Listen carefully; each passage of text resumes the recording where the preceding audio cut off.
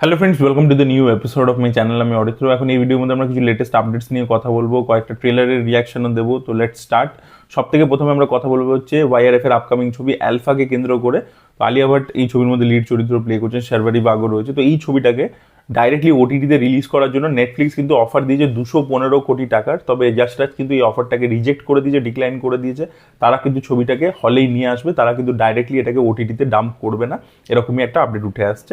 আচ্ছা, এর পরবর্তী আপডেটটা হচ্ছে মানে আমাদের লোকেশ কানাগরাজের আপকামিং ছবি कैदी 2 কে নিয়ে। তো कैदी 2 এর নামই নাকি দিল্লি হবে, যেটা আর কি একটা ভিডিও টিজারকে আর কি সেন্সরশিপ করানো হয়েছে। 30 সেকেন্ডের একটা ভিডিও গ্লিমস।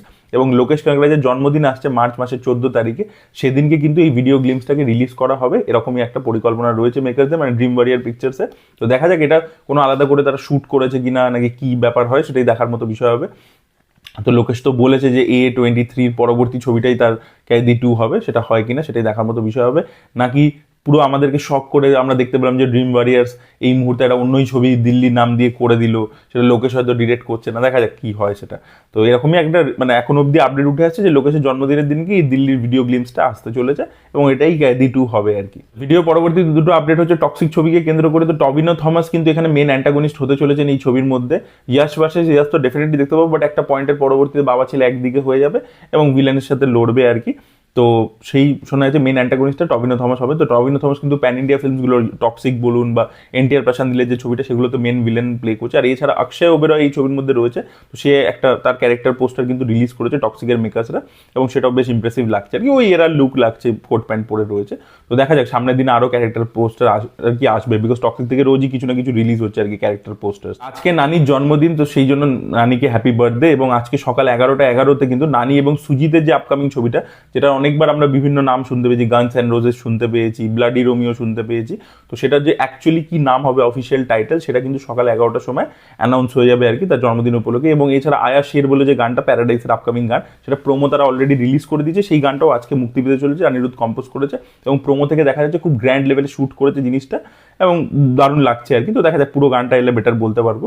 আর এছাড়া আপনাদেরকে বলে রাখি, নানির আপকামিং ছবির জন্য কিন্তু তৃপ্তি দিমড়িকে কনসিডার করা হচ্ছে হিরোইন হিসেবে। ইয়েস, তো নানির অপোজিট আমরা তৃপ্তি দিমড়িকে দেখতে পাবো। তো দেখা যাক তাদের কেমিস্ট্রি কিরকম হয়। এবং এই ছবিটার মধ্যে মাধুরী দীক্ষিত নাকি থাকতে চলেছেন একটা ইম্পর্টেন্ট রোলের জন্য। মাধুরী দীক্ষিতকেও মেকার্সরা কনসিডার করছে। তো এটাই কি নানি আর সুজিতের ছবিটা, সেটা এখনো আপডেট পাওয়া যায়নি। দেখা যাক, সেটা পরবর্তীকালে আমরা জানতে পারলে অবশ্যই আপনাদের সাথে শেয়ার করবো। আচ্ছা, স্পিরিট ছবিকে কেন্দ্র করে পরবর্তী আপডেটটা, তো ডনলি এই ছবির মধ্যে থাকতে চলেছেন। 1 মার্চ নাকি অফিসিয়াল অ্যানাউন্সমেন্ট আসবে, ডনলির পোস্টার ইত্যাদি রিলিজ করবে তারা, এবং অফিসিয়ালি জানিয়ে দেবে যে ডনলি এই ছবির পার্ট হবেন।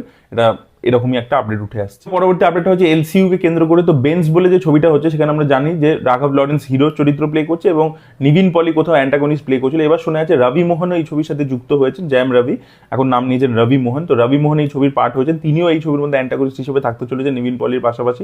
এবং এই ক্যারেক্টারটা কিন্তু এই ছবির মধ্যে মরবে না, এই ক্যারেক্টারটা কিন্তু সামনের দিনেও কন্টিনিউ হবে, এবং এলসিইউর বিভিন্ন ছবিতে আমরা রবি মোহনকেও দেখতে পাবো, এরকমই একটা আপডেট উঠে আসছে। পরবর্তী আপডেট হচ্ছে শাকিব খানের আপকামিং ছবি প্রিন্সকে কেন্দ্র করে। তো তুফান ছবিটার মতোই কিন্তু এই ছবিটারও শুটিং কলকাতাতেই হচ্ছে, এবং বিভিন্ন লিকস হয়েছে আর কি ছবিটার ক্ষেত্রে। তো শাকিব খানের যে বড় চুলের লুকটা, সেটা আমরা দেখতে পাচ্ছি। তো দেখা যাক এই ছবিটা শুটিং কতদিন চলে, কবে কমপ্লিট হয়। ঈদের রিলিজ আছে, তো দেখা যাক ছবিটা কিরকম হয়। ভিডিও পরবর্তী আপডেটটা হচ্ছে আর.ডি. বর্মনের বায়োপিককে কেন্দ্র করে, যেটা ডিরেক্ট করতে চলেছে নীরজ পান্ডে, এবং এই ছবির স্ক্রিপ্ট কিন্তু পুরোপুরি লক হয়ে গেছে।